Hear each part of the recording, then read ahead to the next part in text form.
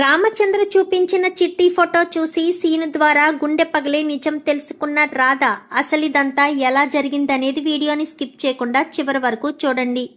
నువ్వు లేక నేను లేను అప్కమింగ్ ఎపిసోడ్స్లో ఏం జరగబోతుందో ముందుగా తెలుసుకోవాలి అనుకుంటే వీడియోని లైక్ చేసి ఛానల్ని సబ్స్క్రైబ్ చేసుకుని పక్కనే ఉన్న బెల్ సింబల్లో ఆల్ పై క్లిక్ చేయండి.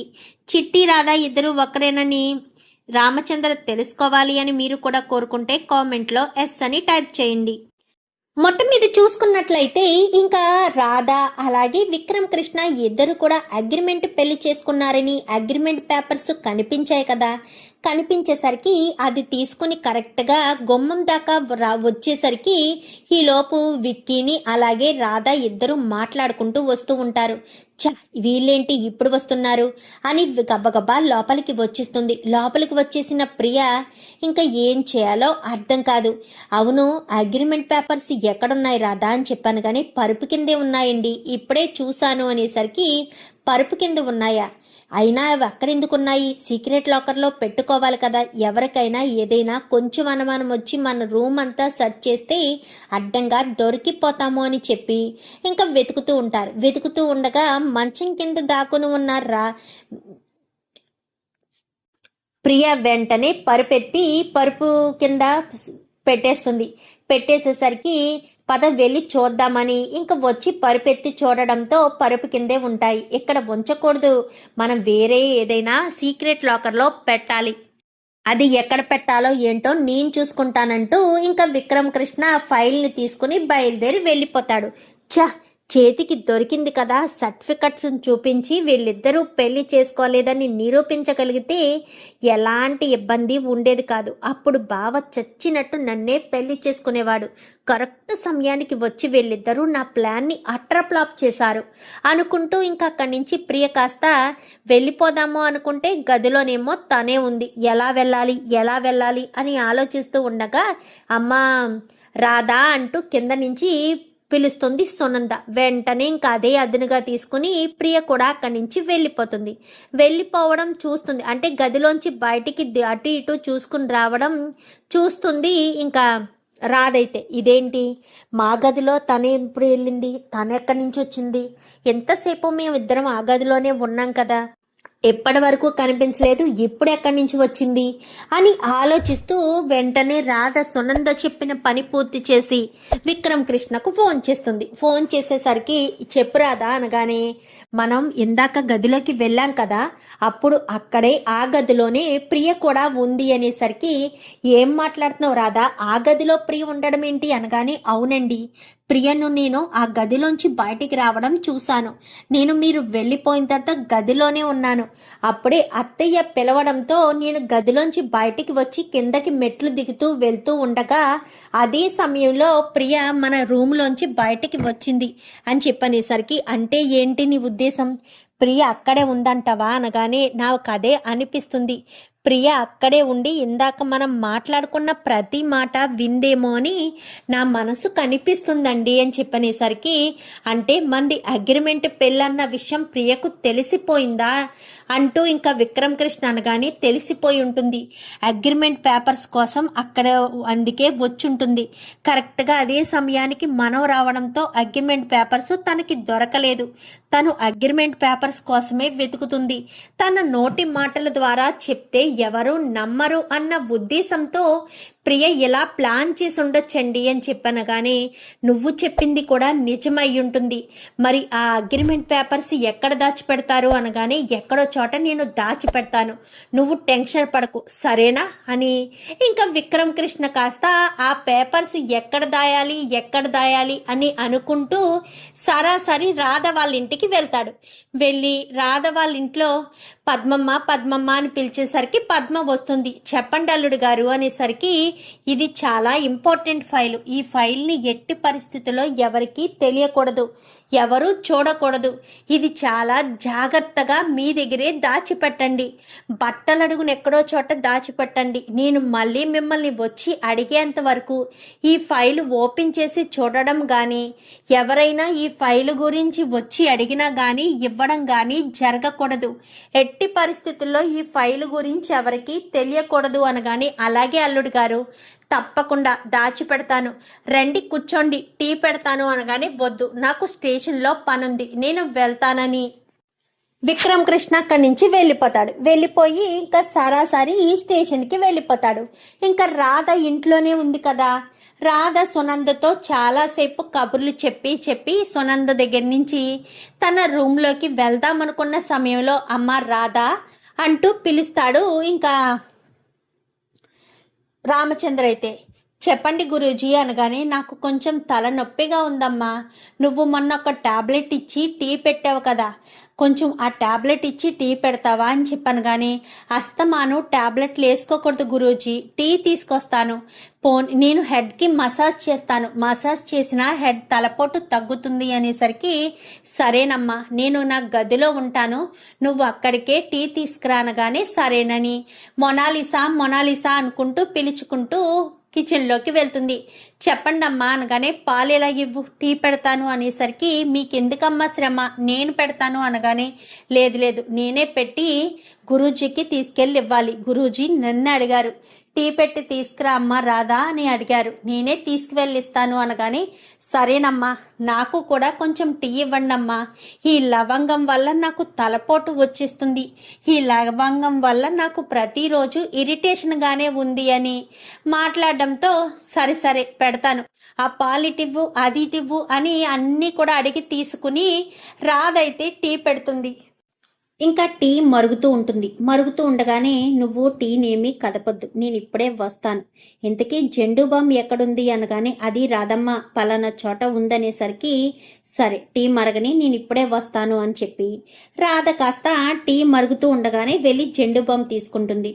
తీసుకొచ్చేసరికి టీ మరిగిపోతుంది. ఇదిగో టీ మొనాలిసా అని మొనాలిసాకి కొంచెం టీ ఇచ్చి తను కప్పులో వేసుకుని సరాసరి టీ పట్టుకుని వెళ్తుంది. అమ్మా రాధ ఎక్కడికి వెళ్తున్నావమ్మా, టీ ఎవరి కోసం అనగానే, గురూజీ కోసం అత్తయ్య, గురూజీకి కొంచెం తలపోటుగా ఉందంట, ఇంగో ఈ బామ్ రాసి మర్దన చేసి నేను టీ పెట్టి ఇస్తే కొంచెం తలపోటు తగ్గుతుందని గురూజీ అడిగారు అత్తయ్య అని చెప్పనేసరికి, అవునా సరే వెళ్ళమ్మా అని చెప్పి ఇంక సునంద గదిలోకి వెళ్ళిపోతుంది. ఏమండి అన్నయ్య రాధకు దగ్గరవుతున్నాడండి, తొందరలోనే రాధకు దగ్గరైతే విక్కీ మీద ఉన్న కోపం కూడా పోతుంది కదండి అనగానే, మన రాధ ఎవరి కోపాన్నైనా తగ్గించగలుగుతుంది, నేను చెప్పాను కదా సునంద, వీలైనంత తొందరలోనే ఇంట్లో వాళ్ళందరితో మంచి అనిపించుకుని రాధ అందరికీ దగ్గరైపోతుందని, ఆటోమేటిక్గా మీ అన్నయ్య కొంచెం తగ్గి మాట్లాడారు అంటే ఖచ్చితంగా మీ అమ్మ కూడా మాట్లాడుతుంది, అప్పుడు సంతోషంగా ఉంటారు అనేసరికి, అవునండి నిజమే, మీరు చెప్పింది 100% నిజమే, మా అన్నయ్య క్షమించాడు అంటే ఖచ్చితంగా మా అమ్మ కూడా క్షమించేస్తుంది, అప్పుడు ఎలాంటి ఇబ్బంది ఉండదు అని ఇద్దరు కూడా తెగ సంతోషంగా మాట్లాడుకుంటారు. మాట్లాడుకోవడంతో, సరే నేను కొంచెం సేపు బయటికి వెళ్తాను, చిన్న పనుందని నందగోపాల్ బయటికి వెళ్ళిపోతాడు. ఇంకా టీ బాము రెండు తీసుకుని సరాసరి రాధ రామచంద్ర రూమ్లో ఎలా అడుగు పెడుతుంది. అడుగు పెట్టేసరికి ఏదో పాజిటివ్ వైబ్స్ ఏయో వస్తున్నట్టు, తన కూతురు తన గదిలో అడుగు పెడితే ఏ రకంగా తండ్రి ఫీల్ అవుతాడో ఇంకా అలా రావడంతో కుర్చీలో అటు తిరిగి కూర్చుని ఉన్న రామచంద్ర లేచి నిలబడతాడు. అమ్మ రాధ వచ్చావా అనగానే, వచ్చాను అనేసరికి, మీరు ఎప్పుడు ఈ గదిలోనే ఉంటారెందుకు అని చెప్పి అంటారు. అన్నిసార్లు గదిలో వస్తుంది కానీ ఫోటోలు వెనకాల ఉంటాయి, ఇతను ముందు చూసి ఆ చిన్న బొమ్మలు చూసి వెళ్ళిపోతుందే తప్ప ఫోటోలు చూడదు. ఇంకా గదిలోకి వచ్చి, ఇంకేముందమ్మా, నా కూతురు ఫోటో చూసుకుంటూ ఉండడమే నా పని, నా కూతురే నా జీవితం, నా భార్య నాకు తిరిగి వస్తుందో రాదో, నా భార్య ఇంకా తిరిగి వచ్చే అవకాశం లేదు, కానీ నా కూతురు మాత్రం ఎప్పటికైనా తిరిగి వస్తుందనే నమ్మకంతోనే బ్రతుకుతున్నానమ్మా అని చెప్పనేసరికి, నా కూతుర్ని చూసావు కదా రాధా అని చెప్పాను. కానీ లేదు, ఇప్పటికొచ్చి మీ అమ్మాయిని నేను చూడలేదు, మీ చిట్టి ఎలా ఉంటుందో నేను చూడలేదనేసరికి, అదేంటమ్మా రాధా, నువ్వు చిట్టిని ఇప్పటి వరకు చూడలేదా అనగానే, లేదండి చూడలేదు అనేసరికి, ఇదిగో నా కూతురు ఫోటో చూడని కాఫీని ఒక చేత్తో తీసుకుని మరొక చేత్తో చిట్టి ఫోటోని తీసుకుంటుంది. కాఫీ అలా ఇచ్చి ఇంకా కాఫీని పట్టుకుంటాడు కాబట్టి సరిపోతుంది. లేదంటే కాఫీ కప్పును పడేసే ఉద్దేశానికే వచ్చేస్తుంది రాధ. ఎందుకంటే ఆ ఫోటోని చూస్తూ అలా స్టన్ అయిపోతుంది. ఎందుకంటే ఆ ఫోటోలో ఉన్నది రాధే కదా. రాధని చూసి ఆ ఫోటో అలా చూస్తూ ఉండిపోతుంది. ఏంటమ్మా రాధ, నా కూతురు చిట్టి ఫోటోని అలానే చూస్తూ ఉండిపోయావు అనగాని, ఈ అమ్మాయి మీ కూతురు చిట్టినా అనగానే, అవునమ్మా రాధా, ఒక్కసారి వెనక్కి తిరిగి చూడు నీకే కనిపిస్తాయి అని వెనక్కి తిరగమనేసరికి వెనకాల గోడ నిండా తన ఫోటోలే ఉంటాయి. పెద్ద ఫోటో కూడా తన ఫోటోనే ఉంటుంది.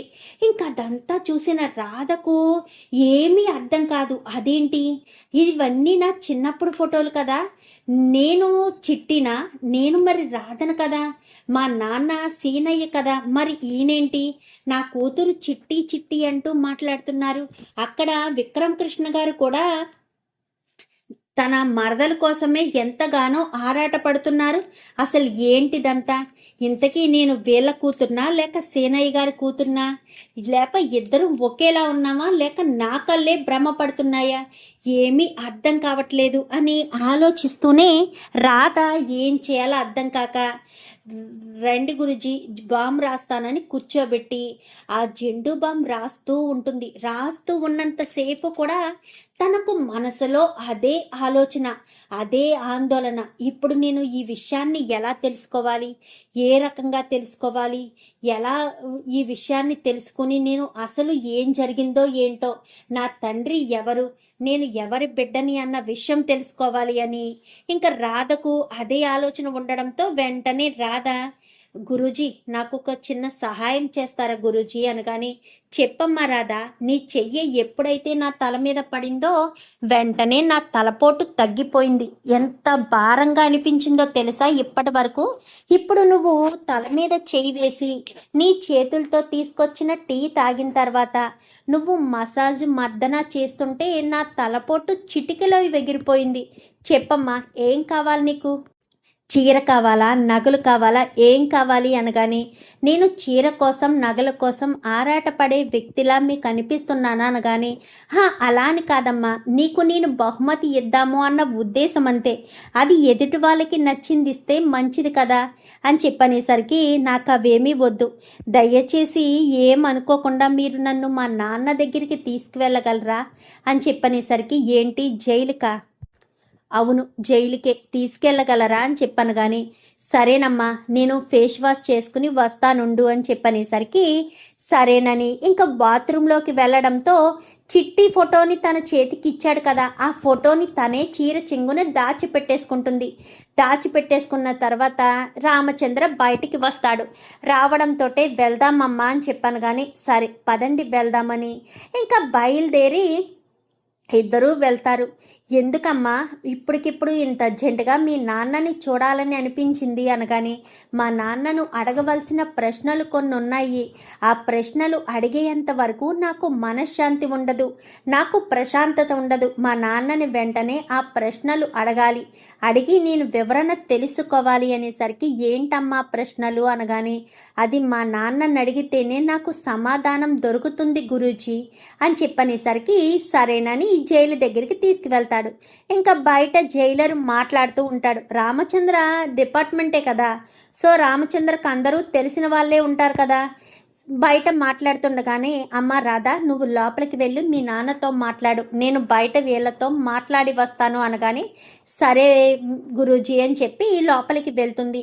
లోపలికి వెళ్తూ ఎవరిని కలవాలి అనగానే సీనుని అనేసరికి, సరే అక్కడ వెయిట్ చెయ్యి వస్తారు అనగానే వస్తారు. వచ్చిన తర్వాత, అమ్మ రాధమ్మ, ఏంటమ్మా ఇలా వచ్చావు, నేను మిమ్మల్ని సూటిగా కొన్ని ప్రశ్నలు అడగాలనుకుంటున్నాను నాన్న, మీరు నిజం చెప్తారా నాకు అని చెప్పనేసరికి, అదేంటమ్మా రాధమ్మ, నువ్వు అడిగితే అబద్ధం ఎందుకు చెప్తాను, నిజమే చెప్తాను, అయినా నేను నీ దగ్గర ఏ విషయం దాచిపెట్టలేదు, నువ్వు నన్ను ఈ ప్రశ్న ఎందుకు అడుగుతున్నావు అనేసరికి, తన చీర చెంగున దాచిపెట్టుకున్న ఫోటోని కాస్త తీసి సీనయ్య ముందు పెడుతుంది. ఈ ఫోటోలో ఉన్న అమ్మాయి ఎవరు అని చెప్పనగానే, ఈ అమ్మాయివి నువ్వే కదమ్మా అని చెప్పనేసరికి, మరి ఈ అమ్మాయిని నేను అయినప్పుడు మీ కూతుర్నే కదా నేను, మరి ఆ రామచంద్ర గారు ఆ విక్రమ్ కృష్ణ గారు, వాళ్ళ చిట్టి చిట్టి అంటారేంటి? నాకు అసలు ఏమీ అర్థం కావట్లేదు. వాళ్ళ ఇంట్లోకి అడుగుపెట్టి ఇన్ని రోజులైనా కానీ నేను ఆ చిట్టి ఎలా ఉంటుందో ఈ రోజు వరకు చూడలేదు. ఈ రోజే నేను ఆ ఫోటోని చూశాను. చూడడంతో ఒక్కసారిగా షాక్ అయ్యాను. ఆయన ముందు నేనే చిట్టిని అని చెప్పాలి అనుకున్నాను. అసలు ఏం జరిగిందో, నేను మీ కూతురుగా ఎలా వచ్చానో, అసలు నేను మీ కూతుర్నా లేక వాళ్ళకి కూతుర్నా అనేది తెలియక ఈ ప్రశ్నకు సమాధానం మీ దగ్గర మాత్రమే దొరుకుతుందని మీ దగ్గరికి వచ్చాను అంటూ రాధ కాస్త చెప్తుంది. చెప్తానమ్మా, చెప్తాను. ఈ రోజు కాదు, ఈ నిజం నీకు ఎప్పుడో చెప్పాల్సింది. నువ్వు పెళ్లి చేసుకున్న విక్రమ్ కృష్ణ ఎవరో కాదు, మీ సొంత బావ. ఆ రామచంద్ర గారే నీ కన్న తండ్రి అనగానే మరి నేను వాళ్ళ దగ్గర ఉండకుండా మీ దగ్గరికి ఎలా వచ్చాను?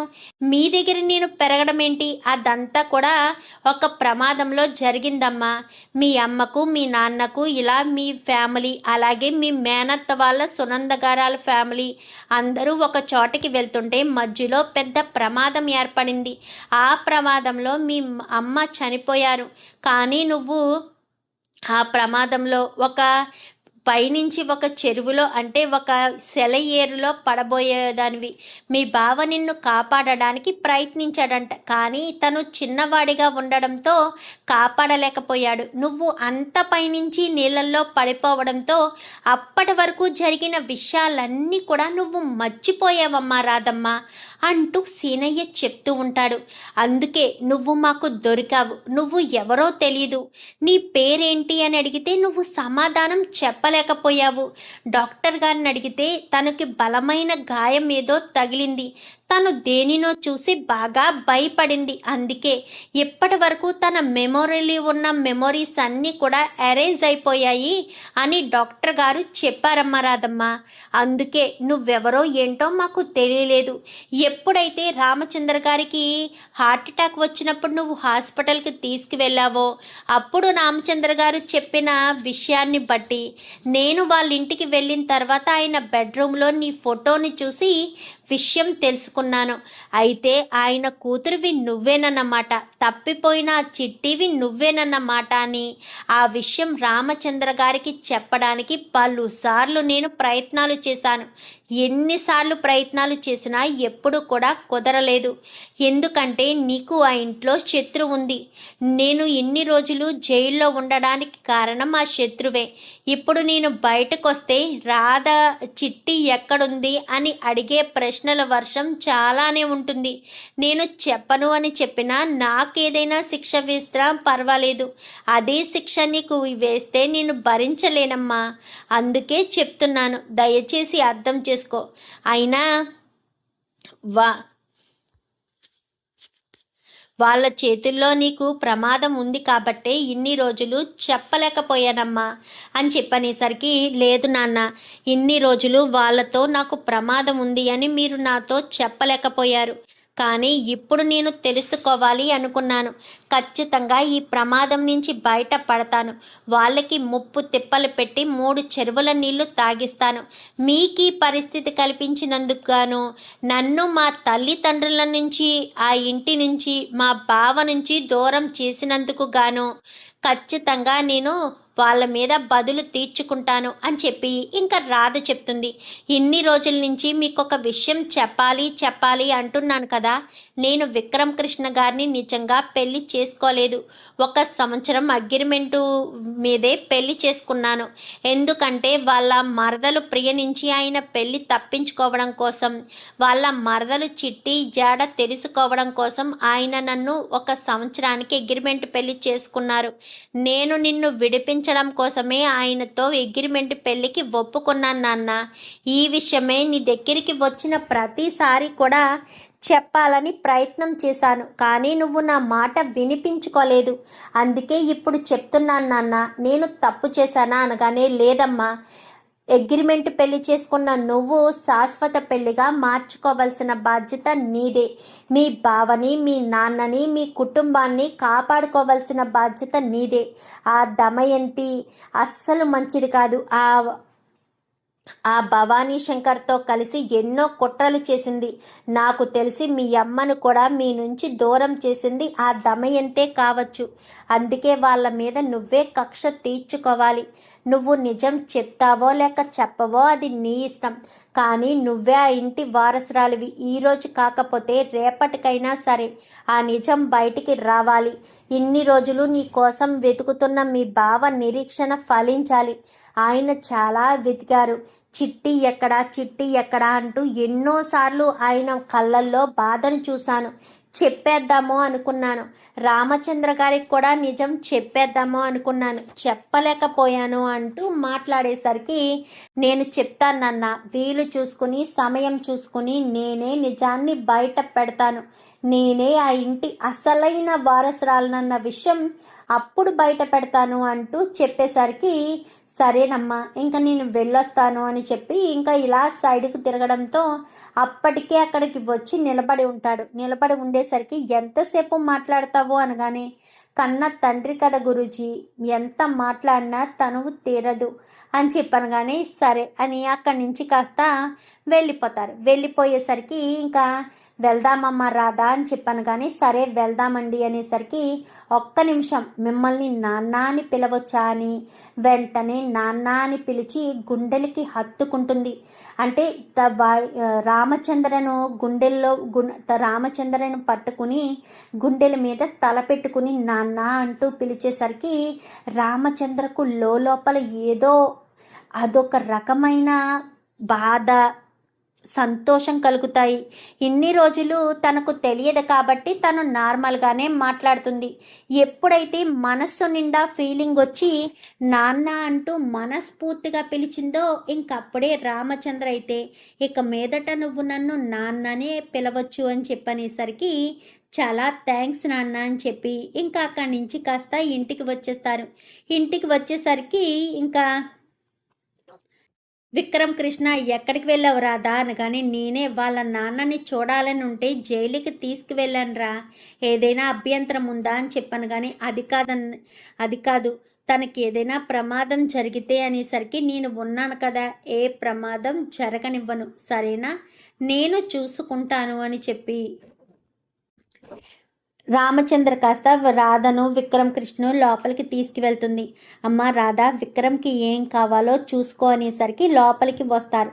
లోపలికి రావడంతో ఇంకా తన భావని తన్మయత్వంతో చూసుకుని బావా అంటూ వెళ్ళి గట్టిగా పట్టుకుంటుంది రాధ. ఒక్కసారికి విక్రమ్ కృష్ణకు ఏమీ అర్థం కాదు.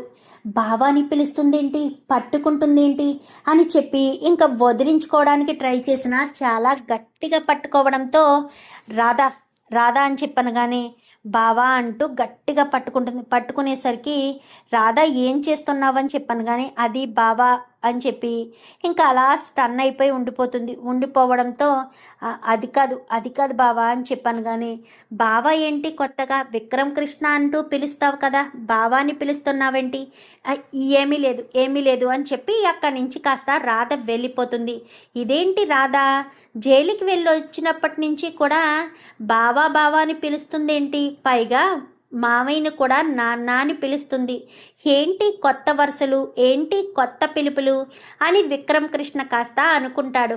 అలా అనుకున్న విక్రమ్ కృష్ణ రాధతో ఉంటూనే చిట్టిని వెతకడం మొదలు పెడతాడు. మరి ఇప్పుడు రాధా చిట్టి అన్న విషయం బయటికి ఎలా వస్తుంది? విక్రమ్ కృష్ణ కానీ రామచంద్ర కానీ రాధ కానీ సీనయ్య కానీ చెప్పాలి. మరి ఆ విషయం ఎలా చెప్తారు? ఎలా ఎప్పుడు విషయాన్ని బయటకు వచ్చి రాధ విక్రమ్ కృష్ణ బావా మరదళ్ళు అన్న విషయం ఎప్పటికీ బయటకు వచ్చి వాళ్ళిద్దరూ సంతోషంగా వాళ్ళ జీవితాన్ని మొదలు పెడతారో చూద్దాం మరి రాబోయే ఎపిసోడ్స్లో. వీడియో నచ్చితే లైక్ చేసి ఛానల్ని సబ్స్క్రైబ్ చేసుకుని పక్కనే ఉన్న బెల్ సింబల్లో ఆల్ పై క్లిక్ చేయండి.